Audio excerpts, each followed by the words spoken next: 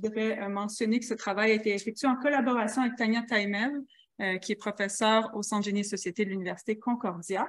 Et puis, je voulais aussi dire que, bon, je parle beaucoup de l'acronyme EDI. Il y a beaucoup de points de rencontre avec les objectifs de développement durable qui était le thème du colloque aujourd'hui. Fait que souvent, ce qu'on va dire, c'est que l'EDI lie avec l'objectif 5, éducation de qualité, 6, égalité des genres et 10, diminuer les inégalités. Je remercie aussi l'Université Concordia pour son financement postdoctoral.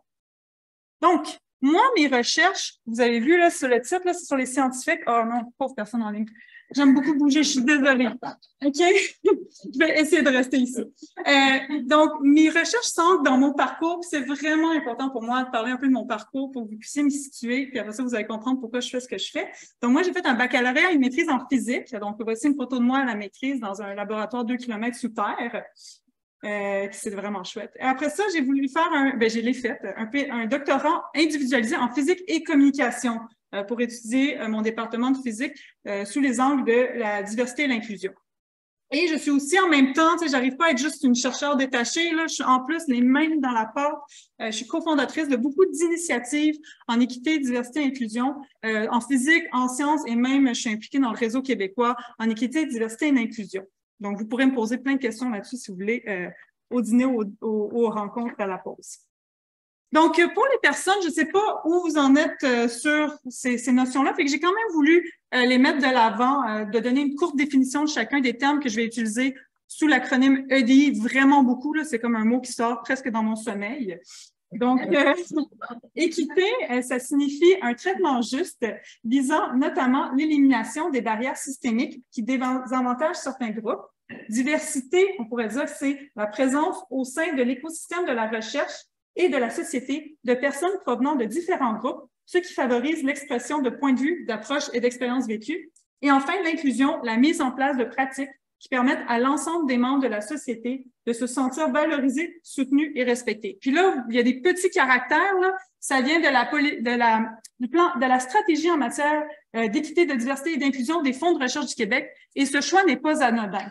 Je sais pas, pour les personnes qui œuvrent dans le milieu canadien en recherche supérieure, là, l'EDI est comme arrivé en 2019 comme un tsunami, là, comme une grosse vague, et puis même au niveau des sciences naturelles et sociales, c'est demandé dans les demandes de subventions au niveau fédéral. Donc là, je vous ai montré un exemple de considérations en matière d'EDI qu'il faut inclure dans cette demande de subvention. Donc, il y a les considérations dans chaque étape du processus de recherche, donc comment la recherche est menée. Puis après ça, il y a du côté de les matières en concernant l'équipe de recherche. Et puis, tu sais, moi, venant de la physique, je ne savais pas trop où ça venait, comment c'est arrivé, tout ça. Puis je pense que c'est important de raconter l'histoire de pourquoi on parle autant d'EDI en recherche et dans les organismes subventionnaires. C'est à cause d'une poursuite judiciaire. Donc, pour ceux et celles qui ne le savaient pas, ou celles ça a été en fait le moteur de l'EDI au Canada, c'est la poursuite judiciaire par 8 femmes chercheurs, Marjorie Griffin Cohen, Louise Forsyth, Glenys Joyce, Audrey Kobayashi, Shri Malay, Susan Prentice, Wendy Robbins et Michel Olivier, qui en 2003, donc ça fait quand même maintenant on fête le 20e anniversaire du début de leur poursuite, ont décidé d'aller à la Commission canadienne des droits de la personne pour dire que le programme qui s'appelle les chaires de recherche du Canada, qui en fait offre des financements à des chercheurs dans différentes universités, c'est le gouvernement fédéral, donc le gouvernement canadien qui veut financer la recherche excellente. Et ces financements-là, ces chercheurs-là, on trouvait qu'ils étaient biaisés, notamment en termes de discipline, mais aussi surtout en termes de genre. Et donc, elles ont été à la Commission canadienne des droits de la personne dire ces financements sont sexistes, on veut une entente. Et donc, en 2006, il y a eu une entente, les universités, les organismes financiers ont dit oui, on va faire quelque chose, mettez-nous pas des quotas, s'il vous plaît. Bon, ça n'a pas marché. Fait que 10 ans plus tard, ils sont revenus, ils ont une nouvelle entente et maintenant, il n'y a pas des quotas, ce sont des cibles institutionnelles. Okay?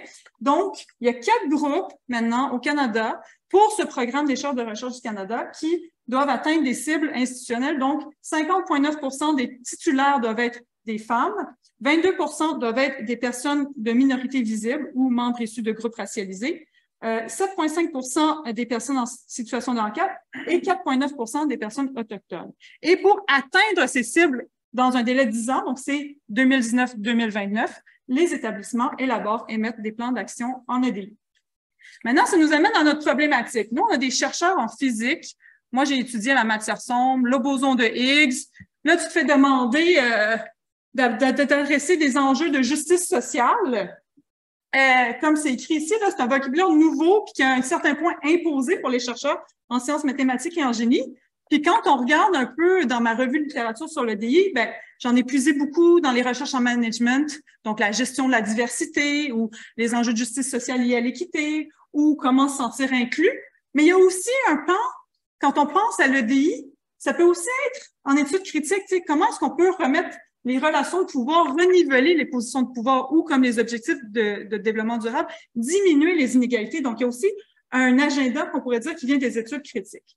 Donc, ça, c'est ce qui met un peu en place notre recherche. On veut comprendre comment les personnes chercheurs en sciences, mathématiques et génie se sentent dans ce nouveau discours qui arrive au Canada. Et donc, ici, pour mettre la question de recherche qui est, j'ai oublié de le mentionner au début, là, dans un article qu'on est en train de publier, comment les conceptions et actions en lien avec l'EDI abordent la discrimination intersectionnelle et les domaines de pouvoir. Ici, bon, ben, je voulais aussi définir un autre terme. Là, je vois que le temps avance, fait que je voulais définir l'intersectionnalité.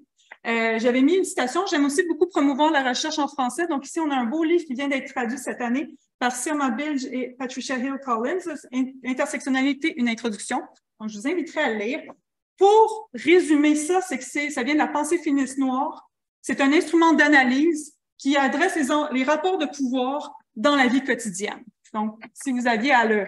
Puis là, je sais, là, c'est vraiment réduit, mais pour suivre le reste de la présentation, je pensais que c'était important d'en parler.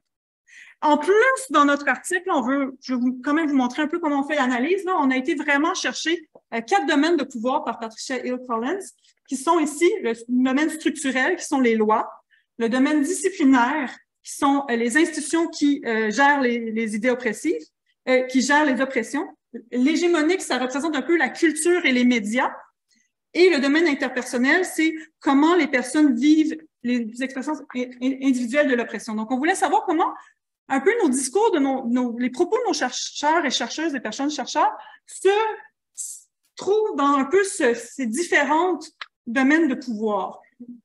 On a 18 entretiens de recherche de 45 à 70 minutes qui ont été faits vraiment pendant des vagues COVID. Là, donc, je naviguais là-dedans, donc décembre 2021 à mars 2022. 10 universités canadiennes partout au Canada, là, donc on a vraiment été de côte à côte. Des disciplines variées, participation paritaire. On a offert le choix, donc 6 personnes participantes ont choisi de faire l'entretien en français. Et quand on a regardé les verbatims, 13 se sont identifiées comme personnes blanches ou de descendantes européennes, une personne de descendance asiatique et une personne comme autochtone. Et 2 personnes ont parlé de situation de handicap. Donc, arrivons au résultat. Là, ça devient excitant. Le premier, c'est que quand on regarde leur discours, on sent dans leur notion de DI que c'est comme si c'était des savoirs qui s'apprenaient. Puis là, je vais vous allez devoir m'écouter parce que je ne l'ai pas écrit. Je vais vous lire des extraits d'entretien. Donc ici, on a Hélène Vin qui dit « Notre administration a soudainement décidé, même si j'ai l'impression que ce n'est pas si soudain, que toute personne dans un poste de direction devrait être formée sur l'EDI de plusieurs manières. » Donc, des formations sur l'EDI, les chercheurs en reçoivent, se font solliciter pour ça. Et quand on pose une question comme « Quelle est pour vous la définition de l'équité? » Ils nous sortent une définition en 10 mots, là, comme celle-ci de JE07. L'équité, c'est donner les mêmes opportunités indépendantes du background de la personne. Et moi, au début, qui disaient tous la même chose, j'avais pas vraiment vu ça, mais je l'ai vu quand, après ça, j'ai fait des 15 entretiens avec des personnes de Belgique, Suède et Nouvelle-Zélande, qui, elles, avaient toute une autre définition d'équité qui sortait dans plein de directions. Ah, j'ai écouté ça à la radio, ça me fait penser à ça. Fait que j'ai vraiment vu que dans le contexte canadien, il y avait comme une uniformisation du discours sur les définitions associées à ces mots-là. Fait que ça, c'était mon premier élément de résultat. Le deuxième, c'est que l'EDI est comme une performance évaluable. Comme je vous en ai parlé en début de présentation, les organismes subventionnaires demandent ça. Beaucoup de chercheurs et de personnes chercheuses m'ont dit ben, vous savez, ma recherche est pas liée à l'EDI, mais on est dans un groupe de recherche. Donc, ils utilisent vraiment, si vous vous souvenez du tableau, là, il y a 2 aspects au tableau. Est-ce que ma recherche est lié à l'EDI? Ils disent non, mais je suis un groupe de recherche. Donc, souvent, pour des recherches qui sont fondamentales ou qui sont associées à la microélectronique ou même des gisements miniers, vont dire ça. Et donc, et là, j'ai pris plein d'exemples qui ne sont pas des exemples de mes participants parce qu'on ne veut pas non plus les identifier. Ce sont des personnes qui pourraient être facilement identifiables considérant toutes leur identité et leur sujet de recherche. Donc ici, on a PC19 qui nous dit « Les gens savent que je suis sur le panel d'évaluation du CRSNG, donc le Conseil en sciences naturelles et génie. Donc, je me fais constamment demander des conseils.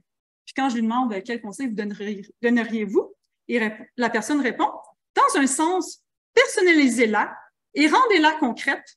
Mettez ces deux éléments ensemble et vous avez une bonne déclaration de DI. » Et donc là, on entend la déclaration de DI comme deux choses.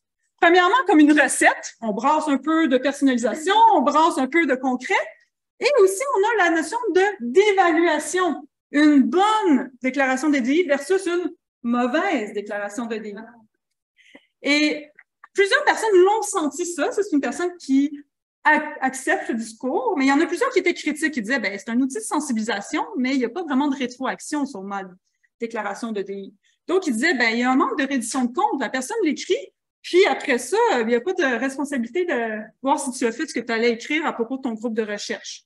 Puis après ça, j'ai JV13 qui dit, c'est une boîte à cocher, DD04 qui dit des mots sans action, et ZB27 qui dit, notre perception de notre engagement en faveur de la diversité. Fait que c'est vraiment comme une déclaration face à ces enjeux-là. Mais il y en avait d'autres aussi, comme KL28, qui étaient un peu plus nuancés, qui disaient, vous savez, je pense en fait, je donne toujours des conseils où je peux, et je pense que même juste avec une exposition passive, les gens qui ne sont pas partisans vont l'être. Alors, je pense que c'est en quelque sorte ma responsabilité de les amener à voir les choses d'une perspective différente. Et je pense qu'aider avec ces déclarations va en ce sens. Et ce qu'on entend aussi, c'est en quelque sorte ma responsabilité. Et ça, je vais en reparler plus tard. Troisième résultat, l'EDI comme un effort solitaire. Bon, là, c'est pas solitaire comme les photos qui sont ici.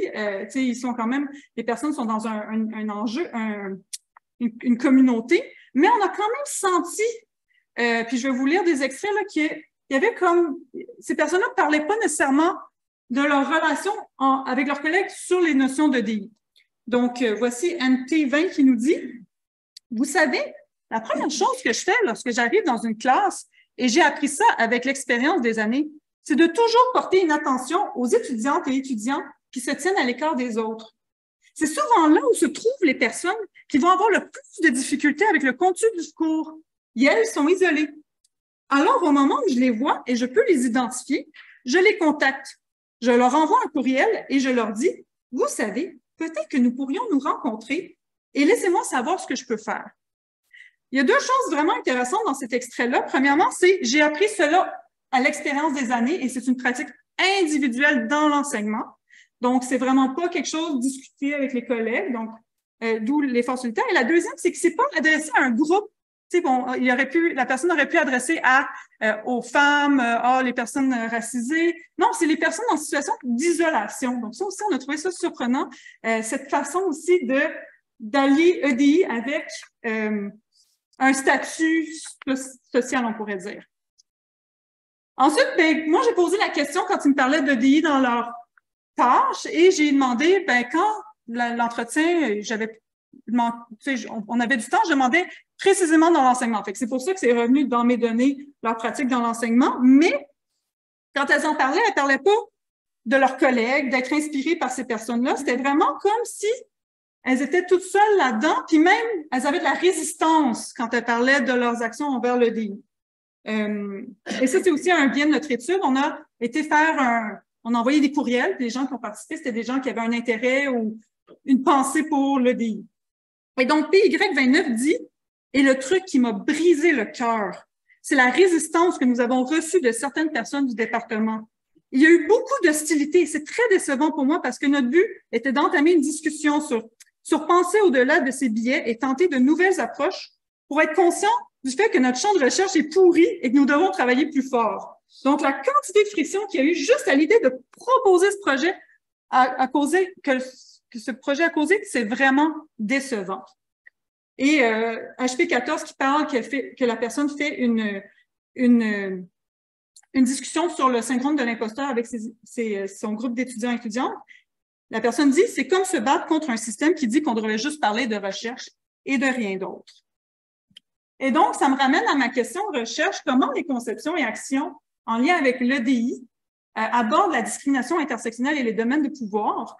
J'ai 2 éléments à vous présenter. La première, c'est d'être capable de nommer des catégories. Donc, la discrimination intersectionnelle, on peut la voir comme différentes catégories qui s'intersectent. Et là, il y a des enjeux de pouvoir associés à ça. Donc, nos personnes participantes peuvent nommer des catégories. Donc, dans nos extraits, on a parlé de race, minorité visible, genre, femmes, personnes LGBTQ, personnes autochtones, personnes en situation de handicap. Elles ont aussi appris à parler de sous-représentation, donc groupes marginalisés, groupes racisés, groupes oppressés. Il y a aussi une compréhension des inégalités en milieu de travail et de la performance des individus, notamment associée à l'aidance ou la conciliation travail-famille. Et puis, toute cette espèce d'idée, on le voit que ça ressort dans plusieurs personnes nous ont parlé des processus d'embauche. Donc, soit elles ont mis en place des nouveaux processus d'embauche pour le corps professoral, pour la façon dont elles embauchent leurs étudiants, ou même en tant que témoin dans un comité d'embauche, dire, mais ça ne marchait pas, ça, on prenait les mêmes choses qu'on faisait comme avant, et donc on parle de DI, mais en fait, on ne l'applique pas réellement. Enfin, la compréhension de l'intersectionnalité, là, je vais quand même critiquer un peu, c'est amener une approche critique, là. Elle est décontextualisée des pouvoirs structurels et institutionnels. Donc, à l'exception d'une personne nous a parlé des lois ou de la Déclaration des droits de l'homme. C'est de dire que le DI est lié à des enjeux légaux ou institutionnels. C'est aussi, quand on regarde, quand elles ont parlé de plusieurs intersections d'identités qui s'intersectent, c'est à propos de leur propre expérience. Donc, elles sont capables de parler de leur propre expérience, mais quand on parle de d'autres, là, la notion d'intersectionnalité n'apparaît pas nécessairement. Puis enfin, on a une pression institutionnelle ou des pressions institutionnelles qui est liée à l'obtention du financement. La bonne déclaration de DI s'inscrit là-dedans. La compétition et la performance sont présentes dans le discours. Les personnes participantes sentent que l'intérêt de l'université ou de l'institution s'arrête au moment où elles ont obtenu leur financement. OK, il faut travailler sur la déclaration, c'est fait, tu as eu ton financement? Parfait, case cochée. Et on note aussi que les personnes chercheurs n'ont pas nécessairement d'occasion pour parler de leurs propres expériences d'oppression dans le contexte institutionnel. Et donc, on s'est un peu donné, il me reste 1 minute, on a essayé de faire quelques recommandations quand même parce qu'on travaille sur le DI, mais on veut aussi améliorer ce mouvement-là. Et donc, voici 5 recommandations. Donc, l'une d'entre elles, ce serait que quand on parle d'embauche, c'est comme quand je vous ai présenté la diapositive sur les chartes de recherche du CRSNG où on disait votre groupe de recherche, bien, au lieu que ce soit chaque personne chercheur qui doit gérer ses étudiants, comment elle va les embaucher, bien, peut-être que ce soit les départements, que ce soit par groupe qu'on regarde ces enjeux-là. La deuxième, c'est que les institutions sont responsables de l'EDI au niveau de la loi et de l'addenda à la Commission des droits de la personne, mais on dirait qu'elles refilent ça aux personnes chercheurs qui reprennent ça et qui disent c'est ma responsabilité. D'encourager une culture de la pensée critique, d'éviter les catégorisations essentialistes de l'identité, c'est-à-dire de ramener une personne à une seule de ses identités et que les chercheurs et chercheuses peuvent aussi vivre des oppressions intersectionnelles, puis que ça n'a pas été, on l'a pas vu dans nos discours qu'elles avaient la place pour parler de ça. Donc, merci.